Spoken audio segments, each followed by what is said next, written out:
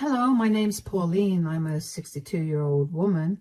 Yes, I know I'm a little too old to be able to write a story for the internet, but I have some nice people who have helped me write this at the retirement facility I'm staying at. That's right. I'm living in a luxurious retirement facility, and today I want to tell you all about how I got here. First, let me give you some background information. I got married when I was 23 years old to the love of my life. We tried for 2 years to have a child, and finally I got pregnant. It was a high-risk pregnancy because of some underlying conditions I had. So my husband and I knew that this would probably be the last child we'd have. I gave birth to my son, Peter, and my world felt complete. Peter was my husband's and my joy. There was nothing that we let him lack. Unfortunately, when Peter was 10 years old, my husband passed away. It was devastating for both of us, but we held on to each other to make it out of the grief. I raised Peter single-handedly after that. It was very hard. My husband and I barely got by when both of us were working, so after his death, taking care of all our bills fell on my shoulders. For the first 2 to 3 years, I struggled a lot. There were days when I'd go hungry so Peter would eat. Yes, I saw some rough days, and thankfully they got better after that. I found a better job with a lot more benefits. I learned how to invest money and made a bunch of smart investments. I managed to save and pay for the entirety of Peter's college as well. I didn't want Peter starting off with any loans on his shoulders, so I made sure to work extra hard for that. By the time Peter graduated and was living on his own, I was living more than comfortably. I continued to stay in my same small house because it was a reminder of the happiest days of my life and of my husband. This is only relevant because you'll understand why Peter never suspected me of having saved so much. Anyway, while in college, Peter met my now daughter-in-law, Lindsay. The two of them met in their first year of college and began dating shortly after. They were inseparable, and I was happy for both of them. They brought out the best of each other, and not to mention the only thing that mattered to me was my son's happiness. I did everything I could to make sure he never lacked anything, so it made me happy to see that even his romantic needs were fulfilled by Lindsay. Peter and Lindsay moved in together after they graduated. They didn't visit me as much, but I made sure to visit them whenever I could. We spent holidays and other occasions like birthdays together, but that's it. This was how it worked for a few years, so imagine my surprise when Lindsay suddenly invited me over to their place for dinner on a random Tuesday. I accepted the invite and went over. Peter and Lindsay seemed a little nervous, but I dismissed it. We had a great dinner, and once we were done with it, I thanked them for it. Thank you for inviting me over to your place for dinner, you two. It was lovely. Of course, Mom. I hope you liked what you had for dinner. I mean, I spent a lot of time cooking it, and I specifically made what Peter told me was your favorite. Whoa, I loved it. It was delicious, I promise. Why do you look so nervous, though? Is something wrong? Well, Mom, we actually had to ask you something. Oh, of course. Go ahead and ask away. So, you know how Lindsay and I have been dating since freshman year in college? Yes. Well, this weekend, Peter proposed to me. Oh my God, that's wonderful. I'm so happy for you two. Congratulations. Thank you, Mom. Yeah, I really didn't think the proposal would happen anytime soon, considering we've been dating for 8 years now. That's Peter for you. He loves to make you wait, but, not to be like this, but what does this have to do with needing to ask me something? Yeah, so about that. Since we've gotten engaged, Lindsay and I have been discussing the kind of wedding we want. And after taking a look at our savings, we've realized that we're going to have to wait a lot longer than we thought to have the wedding of our dreams. So we were wondering if maybe you could help pay for the wedding. Of course, why wouldn't I? My only son is getting married, and you bet that I'm going to make sure he gets the wedding of his dreams. Really? Of course. Why in the world were you two so nervous about this? Did you honestly think I'd turn you down? Well, we asked my parents, and they adamantly told us that they weren't helping, only because they don't have much money to spare right now because they're paying for my sister's college. Oh, I don't have any big bills to pay off right now, so of course I'll help. But you have to promise me that the two of you will make some time to see me more frequently. Of course, Mom. That goes without saying. I was ecstatic for Peter and Pauline. I was so happy that they were finally tying the knot. I mean, it's every mother's dream to see their child get married and then have a stable life. And if I could help make that dream a reality, why would I not? Peter and Lindsay were constantly telling me how grateful they were for my help, and I kept assuring them that there was no need for so much gratitude. I won't mention the exact amount, but I did spend a lot of money on their wedding. They both wanted a big wedding with nearly 150 guests, and I was not going to deny my only son what he wanted for his big day. So I never set a budget with them, and I had no problem with how much I spent. I still don't. After they got married, over the next few years, I continued to help them out financially. When they needed help putting down a down payment for their house, I loaned them the money. When they needed help purchasing new cars, I loaned them the money. When they were generally low on money at the end of the month, I helped them out. Once again, this is relevant, which is the only reason I'm saying this. I'm not a bitter old lady, I promise. I enjoy being able to help them because I considered it part of my duty as Peter's mother to make his life easier than mine was. Anyway, aside from all the financial help, Peter, Lindsay, and I got a lot closer as a family. We called each other every other day just to check in, and also made it a point to meet once a week or every other week for dinner, and on some occasions, lunch.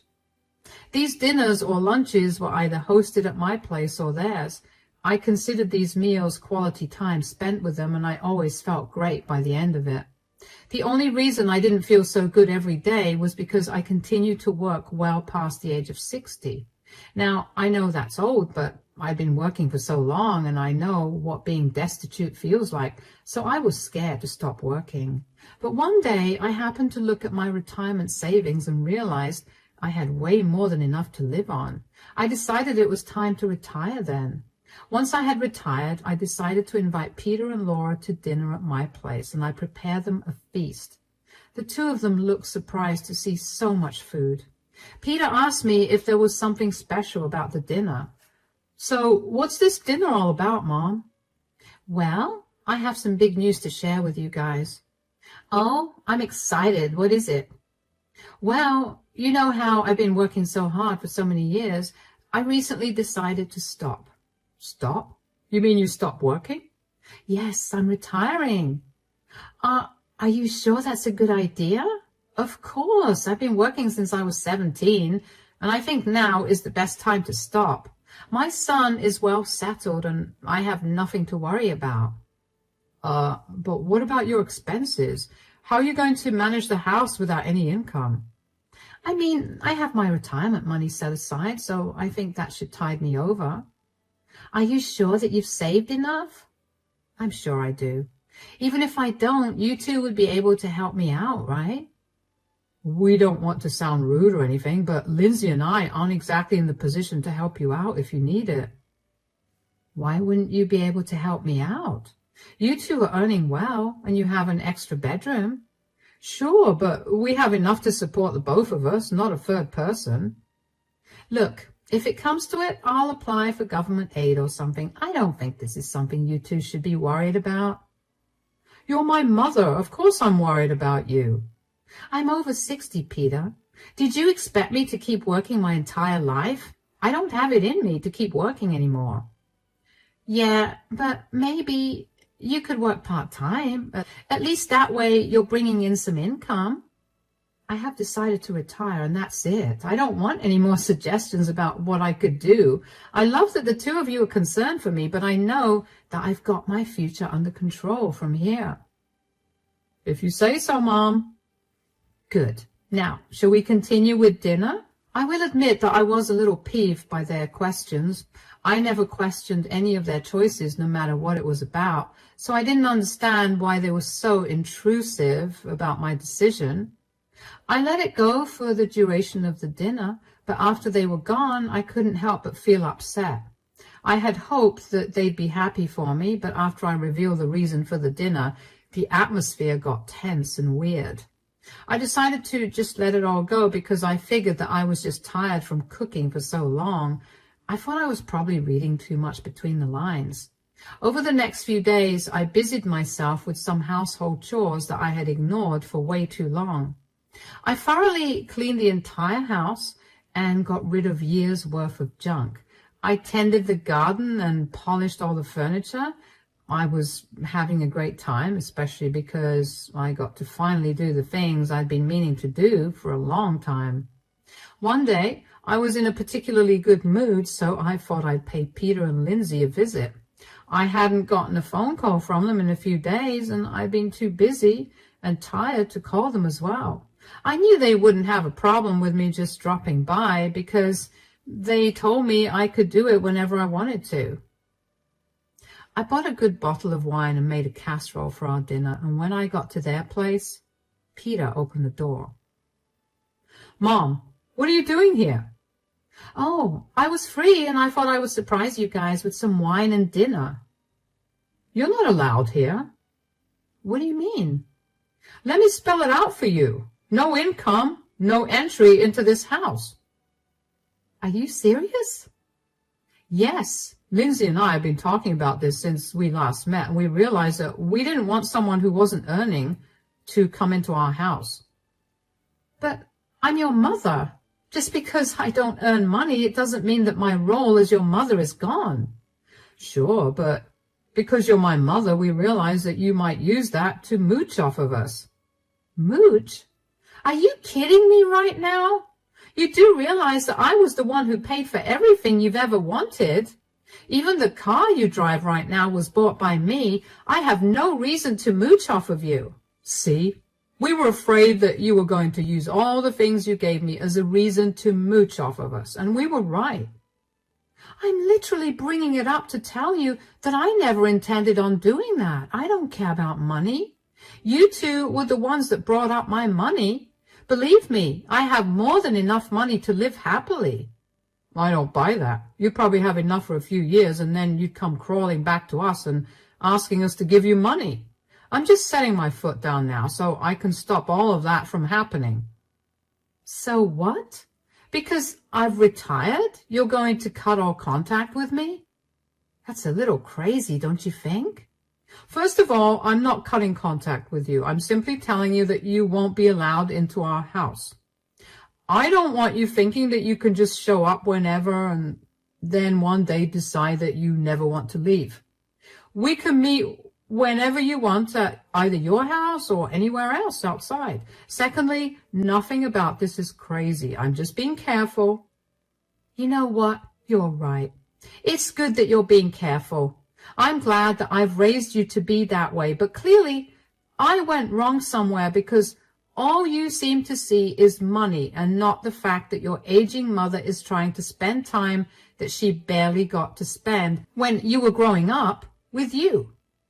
Don't be dramatic. I appreciate you wanting to spend time with me, but I just don't want that to happen at my house.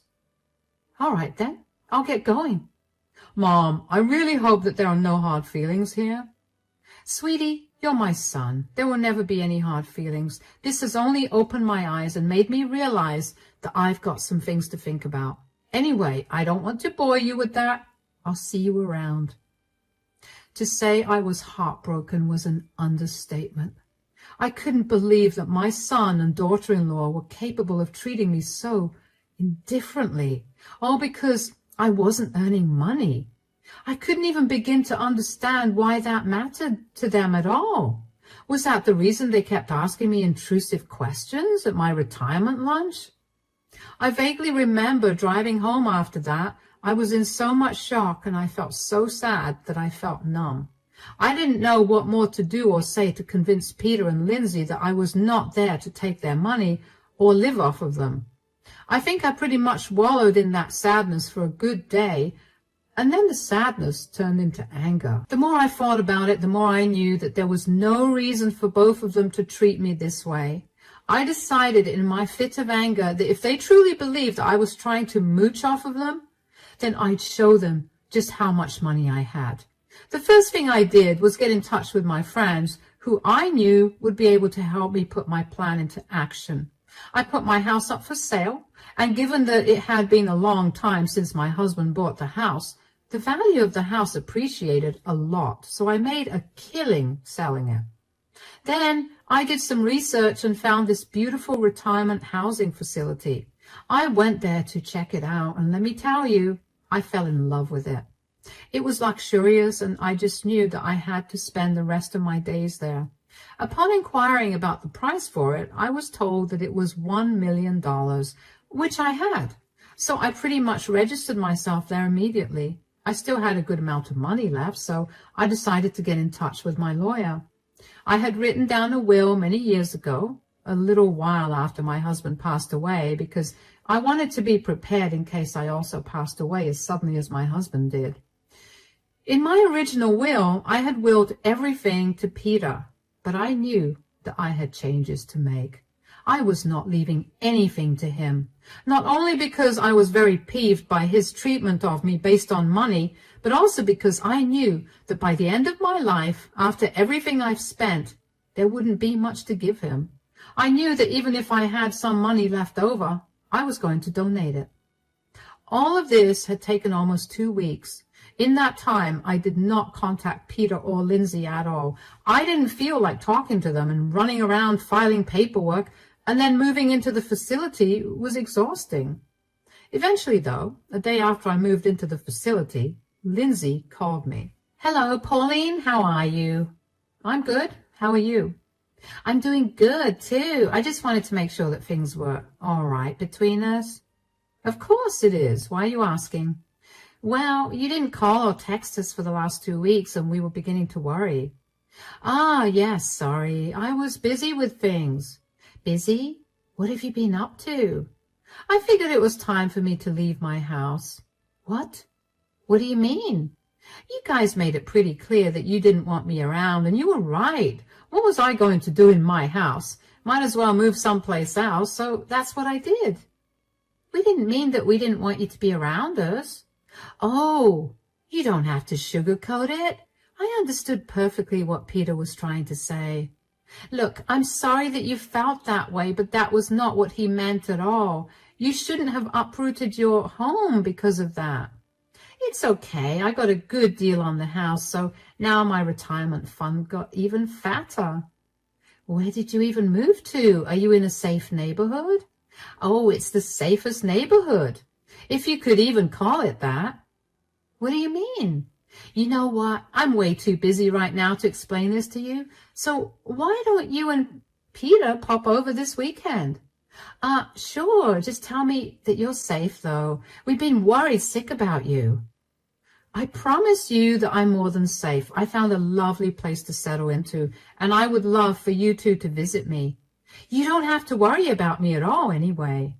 I've gotten pretty good at taking care of myself." "Okay, well, that's nice to hear. So this weekend then?" "Yes, just call me before you leave and I'll send you the address. It's only half an hour from your place." "All right then, we'll see you there this weekend. Take care." "You too." It took everything in me to not be curt with Lindsay.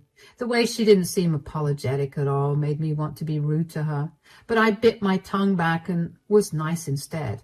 I was also really upset that Peter didn't call me, but I didn't bring that up either.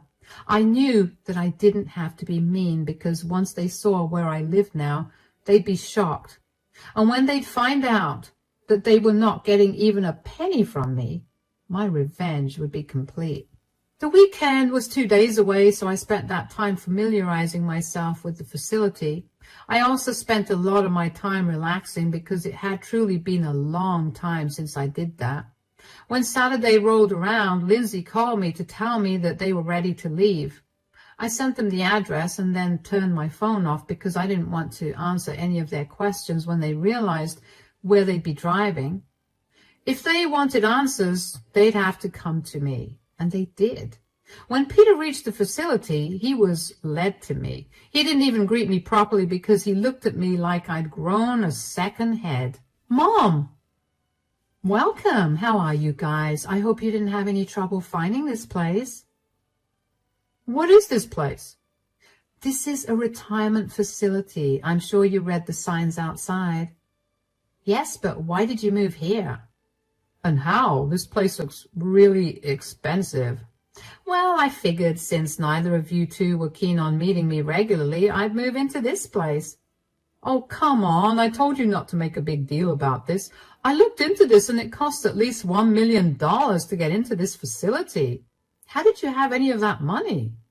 I told you two that I was more than comfortable with my retirement. I made a lot of smart investments over my life and I saved a lot. Not to mention, I got a great deal when I sold the house. When you work 45 years, saving up $1 million is not that hard. You had $1 million and you spent it on this? All to prove a point to us? Don't you think you could have spent that on something better? This is a waste of all your money. What would you rather I spend my money on? You made it clear that I was not allowed into your home because I wasn't earning money. I wanted to spoil both of you, but you rejected that, so I thought I might as well make the best of my retirement years before it's time for me to go. Look, we get that you're upset with us, but you shouldn't have spent all your money on this. Who said that I spent all my money on this? I still have more than enough to tide me over for the rest of my life. What? I told you that I had everything ready for me. When you told me I wasn't allowed into your house that day, I realized that I needed to turn things around. I didn't think I'd be able to host you two at my place without feeling some resentment towards you, and I didn't want to spend my time alone at all times, so this was my best option. Mom, we're so sorry. We didn't mean to make you feel like we were leaving you alone. It's okay, sweetie. Now that I'm done with all the paperwork and lawyer fees, I'm just going to relax here and you two can come over whenever. Lawyer fees? Oh, yeah. I had to redo my will because, you know, a big chunk of my savings went into financing my stay at this facility. Oh, so how much exactly is left for me? Left for you, sweetie? I have nothing left to give you. What? What do you mean? Well, I spent a good portion on this place, and the remaining amount is my fun money and my medical expenses. There's nothing left to give you. Are you being serious right now? You blew all your money on yourself and you've left nothing for your son? If I remember correctly, you two were making enough to support yourself, so you clearly didn't want me to help, right? You're psychotic. You got so upset at your son that you cut him out of your will and spent all your money on yourself. I worked hard for this money. I provided Peter with everything he needed, and when I thought he'd be happy that I was done working, he turned around and showed me his true colors. I was nothing but a big fat wallet for the two of you. Spending this money on myself is the first treat I've ever given to myself. But a treat that cost this much? This doesn't even compare to how much I've spent on you, Peter. You know that we're planning on having children soon. You couldn't have put aside something for them. You're making enough to save up, Peter. I'm done helping you out. You were being careful by not letting me into your house, right? So be careful with your money now, and you can have children. Oh, you're impossible. Don't expect us to visit you after this. That doesn't bother me. You hurt me enough that day when you refused to let me into your house. You know where the exit is.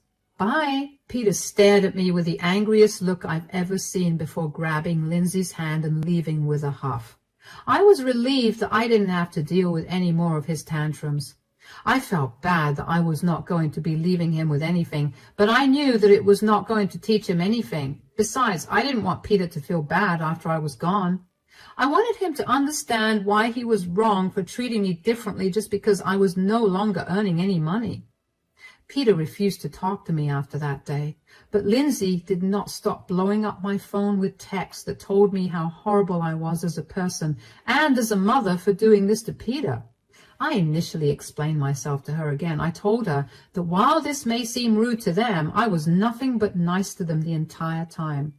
It was beyond rude and hurtful when they turned their backs on me, especially when I was the one who helped them get settled into adulthood. Lindsay only went off on me some more for holding that over their heads. Initially, I did feel bad about that. I never meant to hold anything over their heads. I helped them out because I didn't want Peter to ever struggle. I know firsthand what it's like to struggle and have no one to help you out. So the last thing I wanted was for Peter to go through the same things that I went through. I was only bringing it up because I saw no other way to make my point about how hurtful their actions were. However, the more I thought about it, the more I realized that they were only trying to guilt-trip me for spending my money on myself. I don't know if that was their twisted way of dealing with their guilt, or if they genuinely thought I was a bad person, but I couldn't bring myself to care. If they apologized to me, I would be more than happy to resume a happy relationship with them. Even if they did not apologize, I know in my heart that I did nothing wrong against them. I did everything to provide for Peter and never once spent on myself the way that I did on him, which I know is my duty as a mother. But even when I had money and Peter was living on his own, I still spent on him more than I did on myself. There's no reason for me to feel bad about making the last years of my life more comfortable, especially since my own son told me that he did not plan on helping me out. Anyway, I decided to mute Lindsay's chat so she could go on ranting for however long she wanted and I wouldn't have to constantly be reminded of her and Peter. It's been nearly 2 months since I last spoke to Peter or Lindsay, and I can honestly tell you that I'm at peace. I'm enjoying my time at this retirement facility, and I finally picked up some of my old hobbies again. I'm happy and stress-free after so many years, and I'm going to make sure that nothing ruins this for me.